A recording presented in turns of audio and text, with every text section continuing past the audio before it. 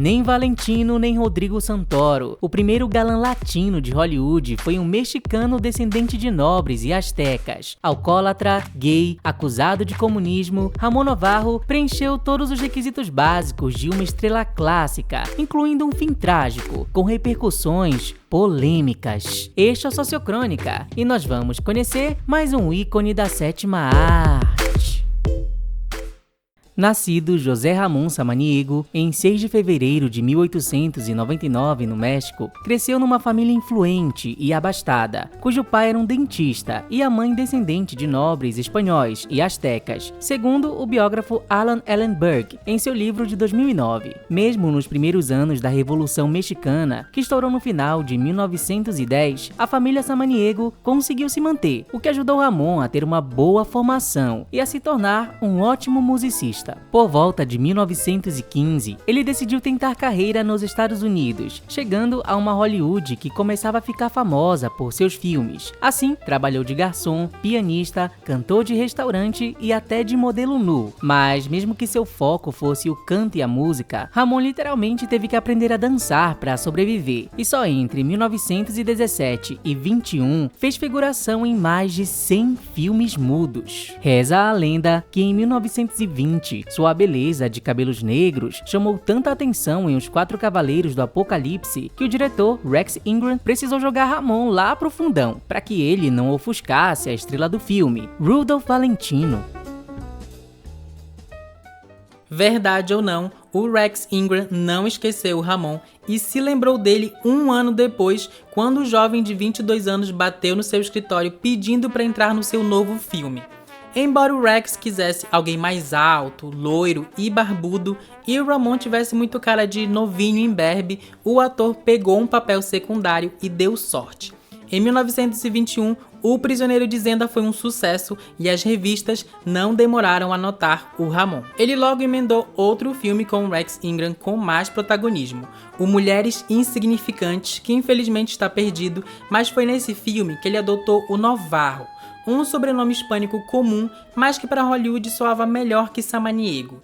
Contudo, vale ressaltar, havia um motivo para que o diretor Rex Ingram investisse tanto assim no Ramón Novarro. Rex não gostava de Valentino, e Os Quatro Cavaleiros do Apocalipse foi um grande sucesso, que firmou o galã como uma mega estrela. Então, Rex gostava de dizer que, se ele fez de Valentino uma estrela, conseguiria o mesmo com qualquer outro, e escolheu Ramón Novarro. Isso porque Hollywood vivia sua era dos galãs estrangeiros, sensuais, agressivos, que atiçavam as mulheres e atraíam a inveja do homem comum, como já falamos num vídeo só sobre isso. E embora esse estereótipo carregue o nome de galã latino, vale ressaltar que foi um homem asiático que começou essa moda, o Sesshu Hayakawa, sobre o qual também já falamos aqui no canal. E o Valentino, que reforçou todo esse estereótipo, era um europeu nascido na Itália. Não à toa, quando Hollywood vende o Ramón Novarro, diz que ele é espanhol e não mexicano.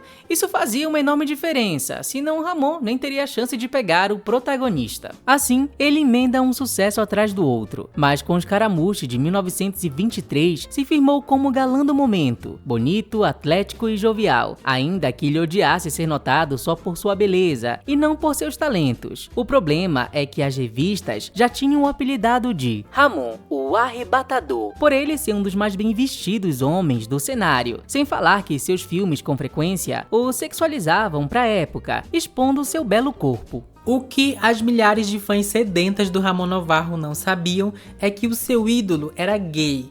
Não à toa, o seu primeiro empresário foi o seu próprio namorado, um dançarino super ciumento e possessivo chamado Luis Samuel. Só que por volta de 1924, numa viagem de navio para filmar O Árabe Aristocrata na Tunísia, o Ramón conheceu o Herbert Hauer, um correspondente da Photoplay, na época a revista mais influente na indústria cinematográfica. Logo no segundo dia de viagem, o Ramón já convidou o Herbert para jantar com ele em sua cabine. Eles já se conheciam de entrevistas passadas, mas foi só após essa viagem que eles viraram amigos e amantes por anos. E o Herbert virou até publicitário do ator. E talvez seja por causa dele que a vida íntima do Ramon Novarro nunca tenha vazado na mídia, e aquela relação não podia ter vindo em melhor hora. Meses depois desse reencontro romântico, Ramon foi convocado de emergência para substituir o ator George Walsh num filme que se tornaria o mais caro da história do cinema mudo, Ben-Hur, uma trama sobre um judeu rico que termina escravo e dá a volta por cima numa icônica cena de bigas contra seu próprio amigo. Ramon foi colocado sob treinamento físico pesado, afinal ele passa metade do longa só de tanguinha e em fotos promocionais foi colocado totalmente nu, pagando pentelinho para atrair o público. Talvez por isso, mais tarde, ele reclamaria: "Quando as pessoas elogiam minha performance em Ben-Hur, me pergunto às vezes o quanto a performance importaria se eu fosse barrigudo." Só que, pouco antes do lançamento do filme, Ramon Novarro quase se meteu em seu primeiro escândalo, após ser pego num bordel gay junto com William Hines, outro galã da época que também era homossexual. Tudo começou porque William Hines brigou com o ator Lil Cold, chamando-o de pelúcia vaidosa. Cold, para se vingar, contou para o produtor de Ben-Hur que o Ramon e o Will tinham visitado um bordel gay, o que deixou o produtor apavorado, já que Ben-Hur era vendido como um filme religioso, pois a trama acontece em paralelo à história de Jesus Cristo. Com medo de que ninguém veria o filme se soubesse que seu herói era homossexual, o produtor até foi lá e mandou fechar o bordel usando sua influência.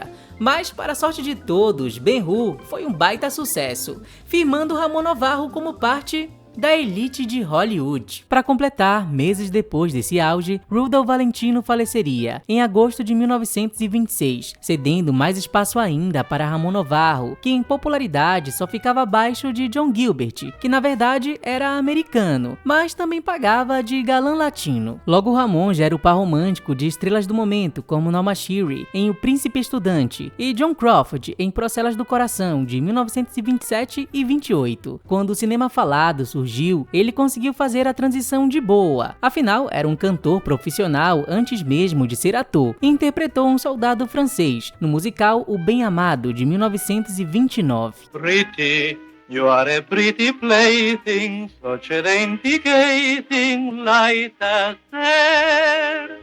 3 anos depois, atuou com ninguém menos que Greta Garbo em Mata Hari, de 31, o maior sucesso comercial de Greta neste período, num filme sobre uma dançarina sensual executada por espionagem. No fim, num raro caso, quem deu fora em Hollywood foi o próprio ator. Tendo interpretado o mesmo papel em roupas diferentes com diferentes pessoas o tempo todo. Não quero ficar preso ao passado. Qual a necessidade de fazer filmes novos com as mesmas velhas temáticas? Soltou a um repórter no mês de seu aniversário, em 1935, quando pediu para sair de seu estúdio de cinema. Mas talvez houvesse outros motivos também.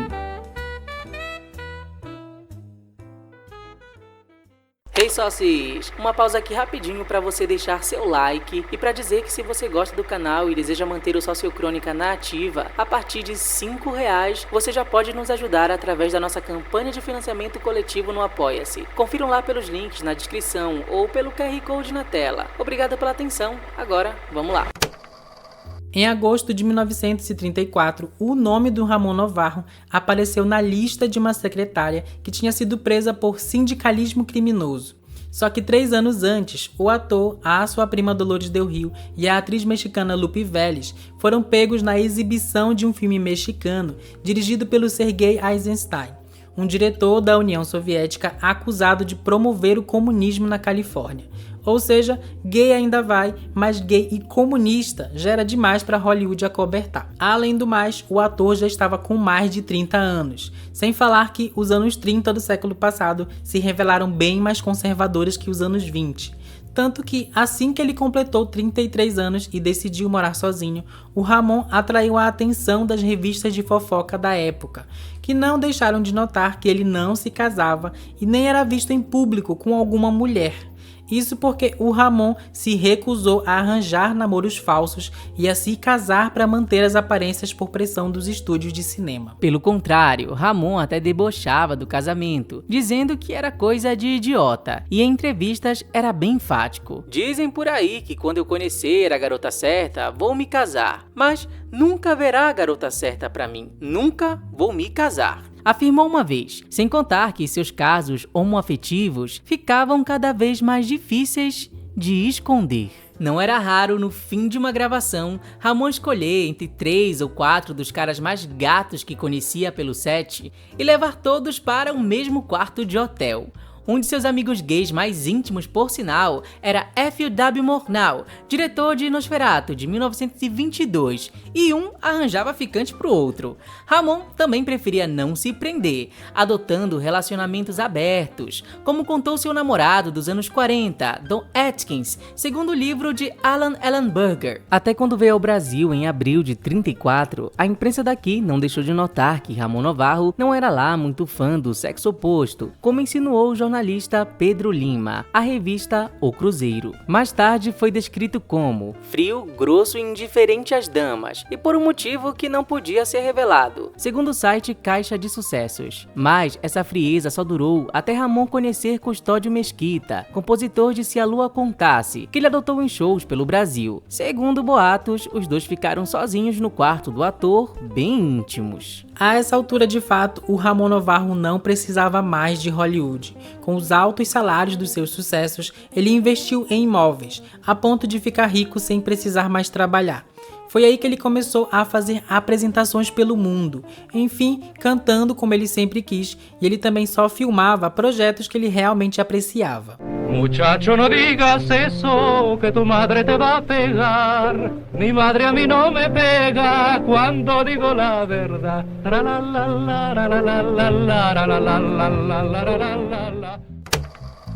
Nos anos 40, porém, ele passou a ter sérios problemas com álcool, sendo preso várias vezes por dirigir bêbado. E, segundo Scott Bowers, em seu livro de 2012, nos anos 50, esse alcoolismo acabou deixando o Ramon impotente. Impotente, mas não menos insaciável. Segundo Scott, o ator conseguia atender de 5 a 6 rapazes em sua casa, só para beber direto da fonte aquilo que ele apelidava de mel. Ele achava que engolindo tudo ia reter o vigor, a força e a beleza deles, contou Scott. Verdade ou não, isto, de certo modo, atraiu sua morte. Na manhã do Dia das Bruxas de 1968, o corpo de Ramon Novarro foi encontrado sem vida, caído do lado da cama, amarrado e espancado. No espelho havia uma mensagem: "Nós garotas somos melhores que vocês, bichas." A autópsia revelou que o ator de 69 anos morreu de sufocamento devido a um sangramento massivo de um nariz quebrado. Um mês depois, a polícia já tinha chegado aos culpados, os irmãos Paul e Tom Ferguson, sendo Tom ainda menor de idade. Já Paul queria ser famoso e andava se prostituindo para viver, e graças a um contato em comum, pegou o telefone de Ramon e conseguiu que o ator aceitasse os irmãos para um jantar. O que aconteceu depois permanece um grande mistério. No julgamento, um irmão empurrou a culpa do homicídio para o outro, sem falar que a vida íntima do ator foi escrutinada nos processos. Descobriram que o Ramon Novarro emitiu em 6 meses 140 cheques para pagar garotos de programa, e tudo isso foi usado para diminuir a própria vítima. Um advogado de defesa dos culpados chegou a dizer: "Novarro, o homem que mexeu com o coração das mulheres, não passava de um viado. Ele mereceu morrer. Não era nada mais do que uma bicha velha." A mãe dos irmãos contou que um deles lhe disse isso. Aparentemente, os 2 irmãos já eram problemáticos e por algum motivo acharam que uma outrora estrela de Hollywood teria $5.000 em casa, mas algo aconteceu que um dos irmãos surtou e acabou matando o Ramon. Tentaram parecer que foi um assalto e no fim saíram com $20 de lá. Eles até foram presos, mas soltos poucos anos depois. Então voltaram várias vezes para a prisão por outros motivos, até que o mais novo tirou a própria vida em 2005 e o mais velho, ironicamente, foi espancado até a morte aos 72 anos por outro presidiário em 2018. Com o tempo, A morte de Ramon Novarro, para variar, ofuscou sua trajetória, serviu de inspiração para livros e séries de TV, Um Conto de Bukowski e música para Peggy Lee. Somente 6 anos após seu assassinato, na segunda edição do infame livro Hollywood Babylon, o cineasta Kenneth Anger inventou que Ramon morreu entalado na garganta por um consolo, estilo Art Deco, emprestado 45 anos por Rudolph Valentino. Mas no fim quase sempre é assim. Você pode até tentar contar a própria história, mas são os outros que definem o que é real ou não.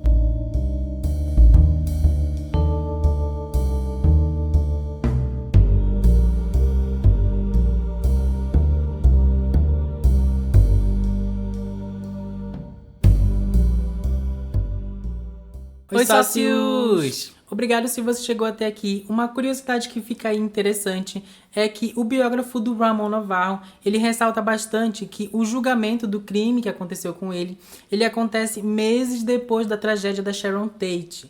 Então, meio que o sentimento da época era achar que os atores de Hollywood eram culpados pelas próprias mortes, né? Pelo seu estilo de vida desregrado, de homossexualidade, de luxúria e orgias, eles atraíam esses tipos de assassinos. Não à toa também, os 2 caras lá que pegaram o Ramon Novarro, eles eram jovens, bonitos, tanto que eles não chegaram a pegar nem 10 anos de pena. Outro fato curioso e até bizarro é que descobriram depois que o assassino mais velho, o Paul, ele mantinha uma página no IMDb onde ele respondia a pessoas sobre o assassinato do Ramon Novarro. E ele mesmo assinava como o nome dele, Paul Ferguson. Ele até falava que, na verdade, o principal responsável pelo crime não foi ele nem o irmão dele, mas a homofobia do sistema e da sociedade. Ele joga aí essa crítica dizendo que as pessoas não sabem o que aconteceu, que só quem estava lá viveu e sabe a realidade. Tanto que as versões deles realmente nunca bateram. Quem assumiu a culpa no começo foi o mais novo, porque por ser menor de idade ele não poderia ser preso. Nos anos 70, o mais velho assumiu a culpa, mas aí sempre ficou esse grande mistério do que realmente aconteceu naquela noite. E é isso aí, sócios, dadas as informações extras, vamos lá para nossa brincadeirinha de hoje, que é a nossa frase para ajudar aqui a engajar esse vídeo, ou para você que quer comentar e não sabe o que comentar aqui no canal. A nossa frase de hoje vai ser Se a Lua Contasse, que era a música que o Ramon Novarro aprendeu a cantar em português, composição de Custódio Mesquita, e que o Custódio ensinou o Ramon Novarro, né? Lá no período que ele veio aqui no Brasil, eles tiveram ali um casinho. Então comente aí se a lua contasse. E vamos lá para os recadinhos finais para você que tem interesse em ajudar o canal. Lembrando que temos o nosso Pix, temos o nosso Apoia-se, onde a partir de R$5 você pode estar apoiando aqui o canal. Temos também o Seja Membro aqui no YouTube. Também tem o botão Valeu, caso você tenha gostado só desse vídeo em específico. E também não esqueçam de deixar o like ou de ripar esse vídeo para ajudar também os sócios. Muito obrigado de verdade, muito obrigado pela companhia e por fazerem tudo isso possível. Até o próximo conteúdo. Tchau!